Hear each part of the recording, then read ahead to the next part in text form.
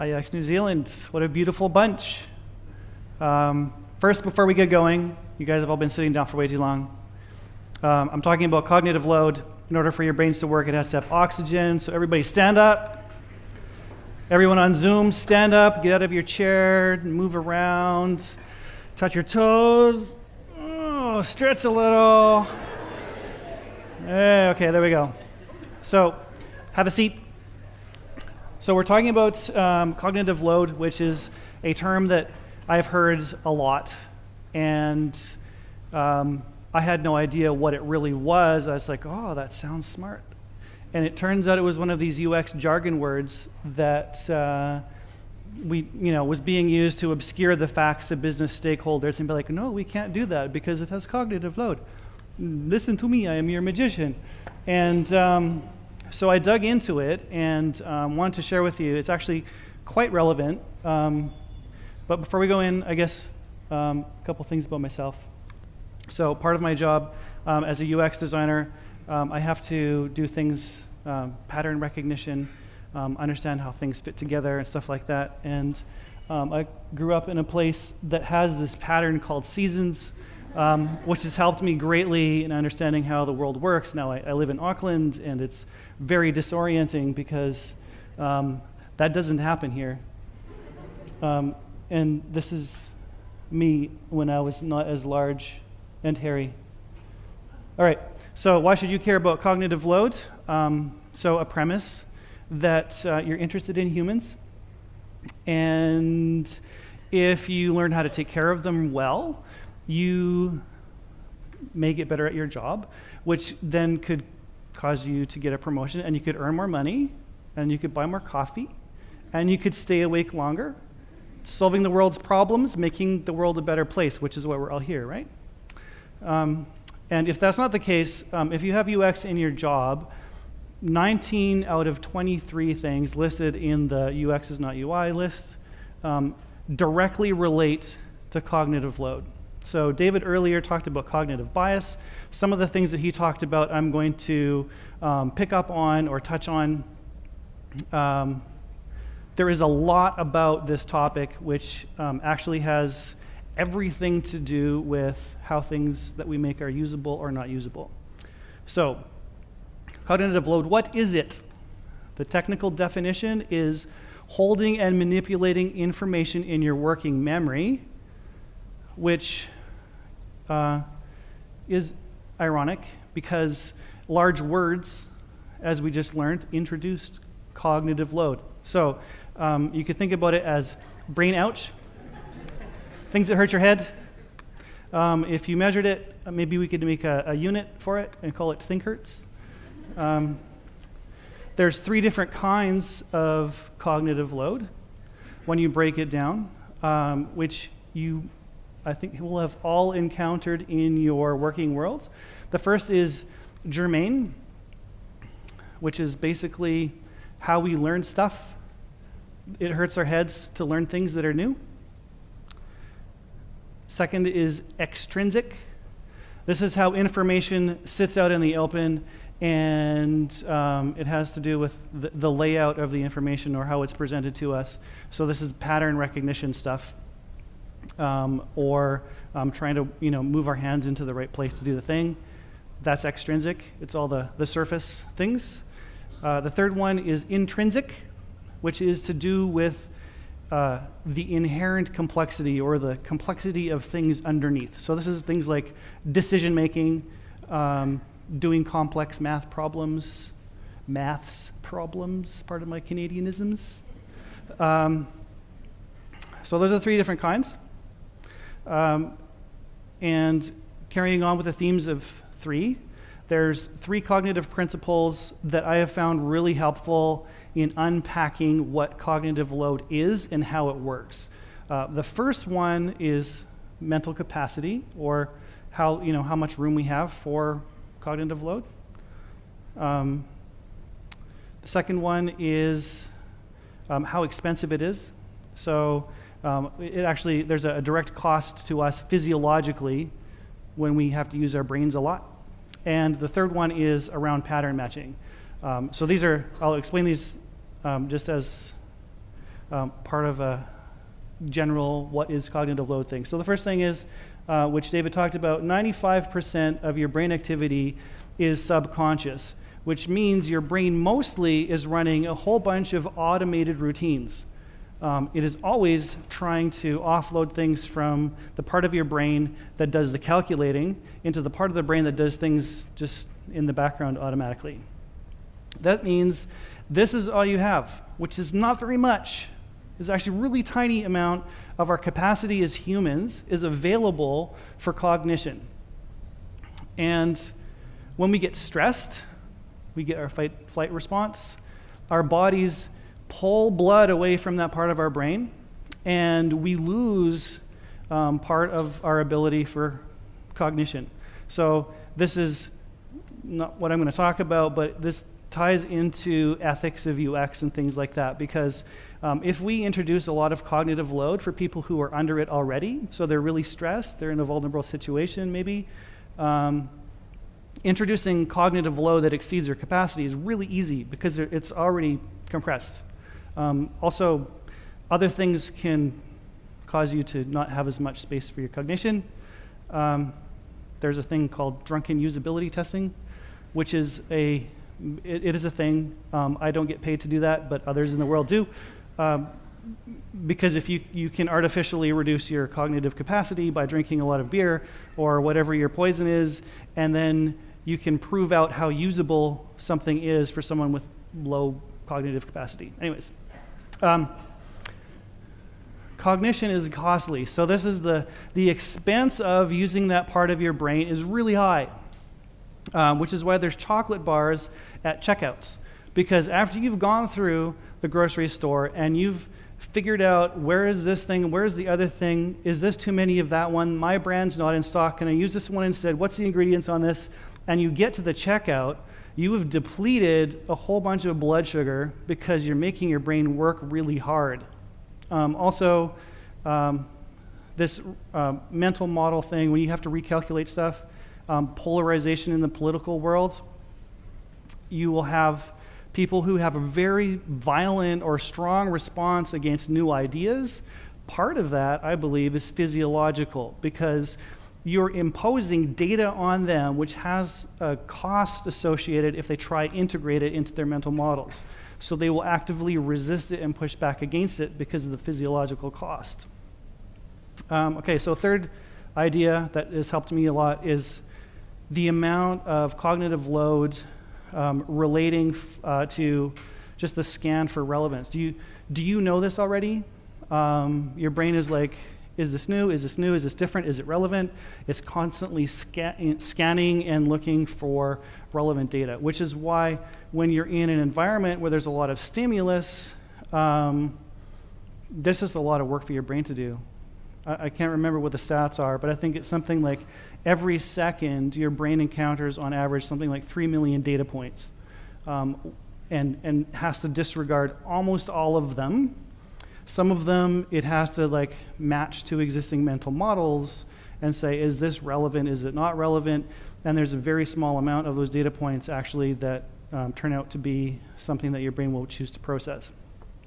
Okay, so that's the general lay of the land. So I'll just dive into the different kinds of cognitive load. So germane, to do with learning, I find is the most helpful in unpacking how cognitive load works. So basically it is constructing mental models. So your brain is constantly learning new things and is trying to integrate it with stuff it already knows. I find Monty Python does a great job of explaining how this works.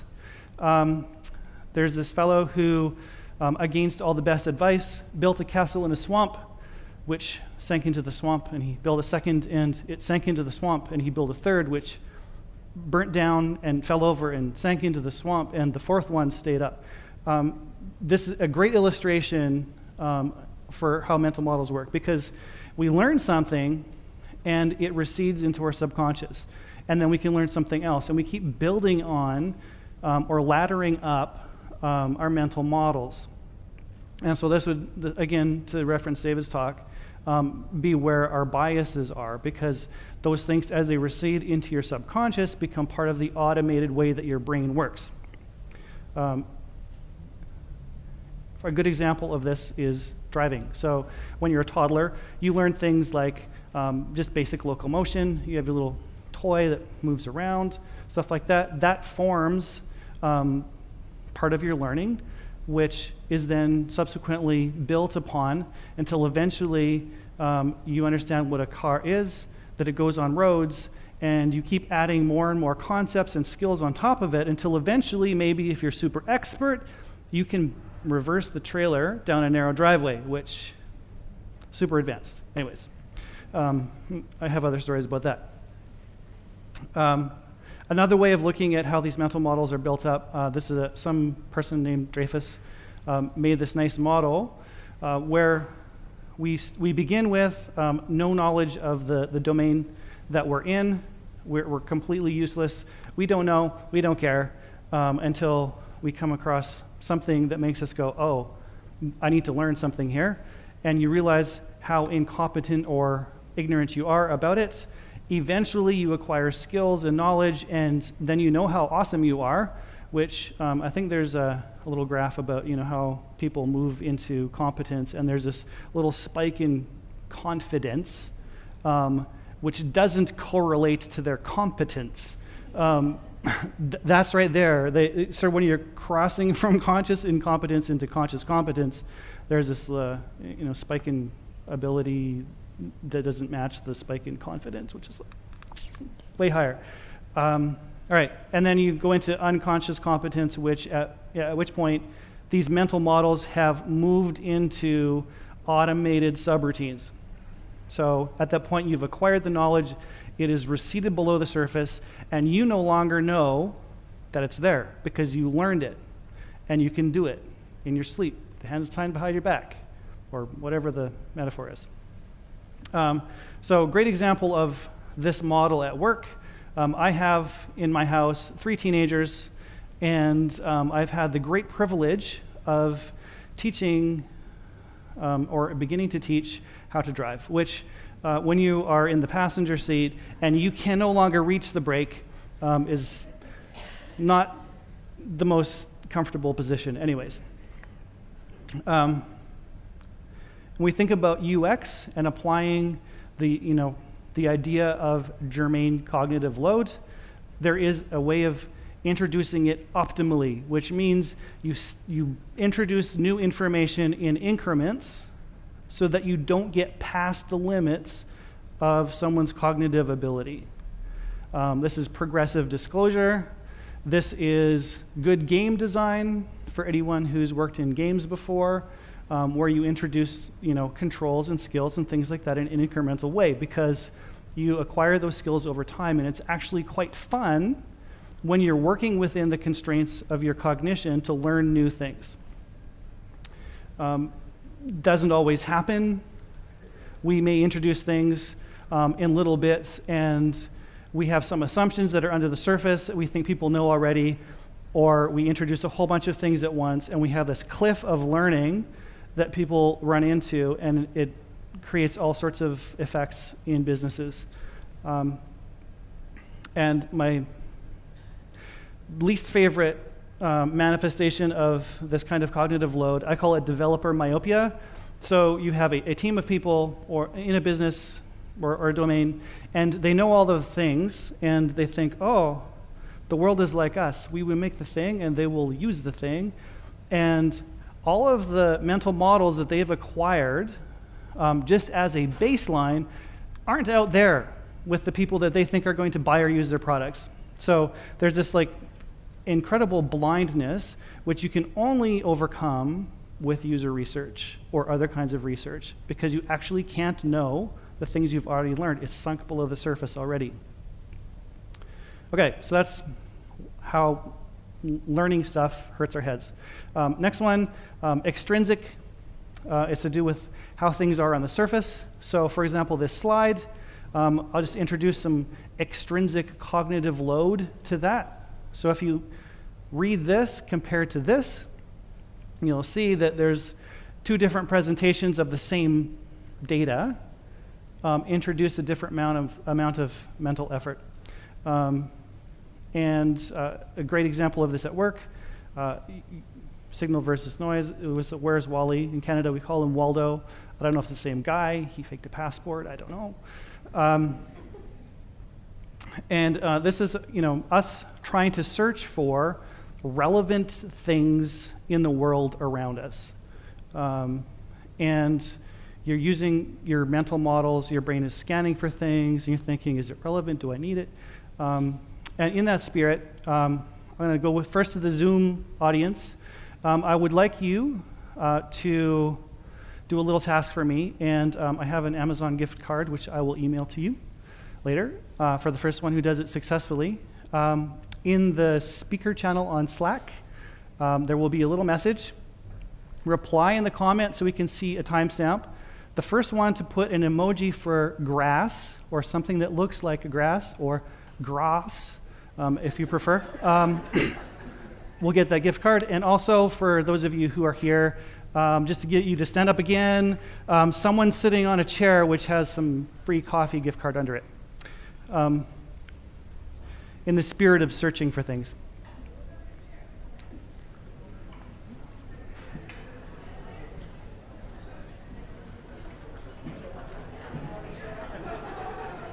All right.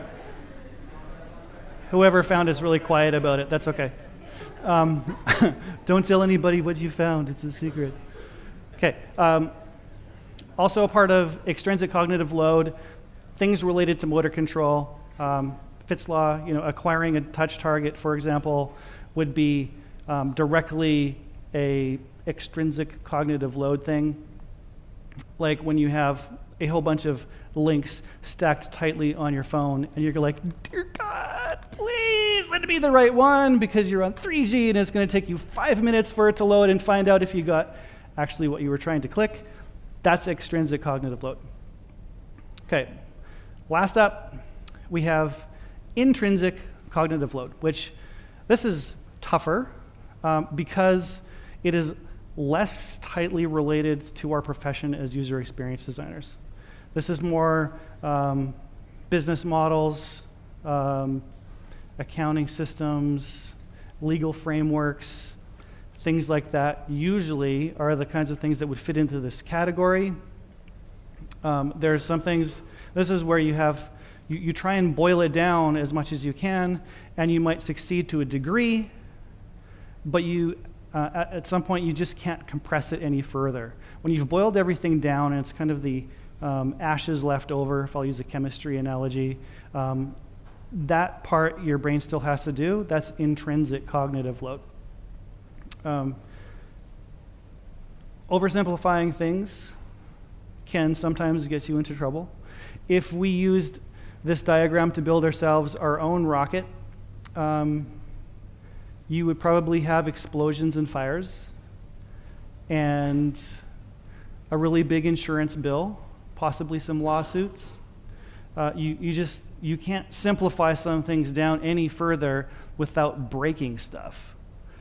This happens with legal things all the time. In my line of work, I'm working in insurance right now, so there's underwriting rules which you want to say to someone, hey, we'll insure your vehicle for you, and if something happens, you're good, right? But you can't do that without ruining a business. I think pretty soon someone would ruin a car in a way that you hadn't thought about. Underwriters, however, are good at making rules that protect the business from stuff like that. Okay, so that is a quick tour of the three kinds of cognitive load. I'll attempt to put this into practice. I've broken it down so we can talk about UX methods relating directly to these three different kinds of cognitive load. So first, germane, the first thing that you want to do around learning-related cognitive load is don't. Just don't make people learn stuff because it hurts their heads. That means not that you don't have a new product for them to use. It means do your research and understand what they already know. How are they already working? What is the language that they're using? Adopt that language, copy paste it. If you have like we talked about earlier, or heard about earlier from these guys in chat interfaces. If they're giving you text and they're talking about a certain thing which describes how they see a certain part of their world, use that language. It helps a lot. Put that mental model to work. And the last thing is introduce new concepts incrementally. So for any of you making new user experience, that means don't do the slideshow at the beginning, which is the like, hi everybody, welcome to the new thing, and here it is, and there it is, and this thing does that, and then you're like all over the map, and they spent the first 45 seconds interacting with your product going, what the hell? Make the thing go away, and then they're like, oh, completely lost. Don't do that. Introduce things incrementally as they're needed, and those will integrate nicely into their mental models, and it will kind of sit below the surface, and they'll go on that nice smooth ladder. Secondly, extrinsic things. This is about all of the presentation-y kinds of stuff. Anyone with a graphic design background is going to be probably a little bit ahead here about ways that you chunk information, having hierarchy in your typography. All of those things are going to help you here. Again, using things that are already existing somewhere else are great. If you use a UI pattern that already exists, it saves you time, and it saves them having to like learn and acquire it. They recognize it, they know what it is, and they can spot it and use it as expected. A couple of writing-related things. Sentence case in most instances, or in most cases, is almost always easier to read. Also, measuring your reading level helps a lot. There's online tools. So if you're doing any UX writing, you can run your content through these tools, and it will give you some metrics or numbers, grade levels and things like that, which will tell you how hard is it for someone to just get through the information that you're presenting. And I think maybe I should mention here on the last one, involve a writer at the beginning helps a lot. So if you have content and things like that, don't wait until you have like a build sitting ready to deploy and be like, oh, and writer person, can you come fix this? Don't do that, because by that point you've already done a whole bunch of taxonomy and organizing and things like that, which are going to define people's mental models, and get them involved early helps a lot, and test everything like mad. And so that's to do with extrinsic stuff. Intrinsic things, hard space. If you're in UX and you have no skills with humans, learn them fast because you need them. Not just with understanding users and how people are interacting with your products. You also have to understand stakeholders and business people and learn to talk their language, learn to interface with them, because that's where you can make a really big difference in simplifying that kind of stuff. You can't, if you can influence to change a business model, so you move from like taxi driver to Uber, for example, that's a business model change. It seems like it's a UX thing, but at its core, in my opinion, it's a different business model. Like there's some key pieces of that which are directly tying into the intrinsic complexity. You have your payment stuff is saved somewhere on a server. There's like business decision more than anything else. And a couple of sort of pep talky kinds of things.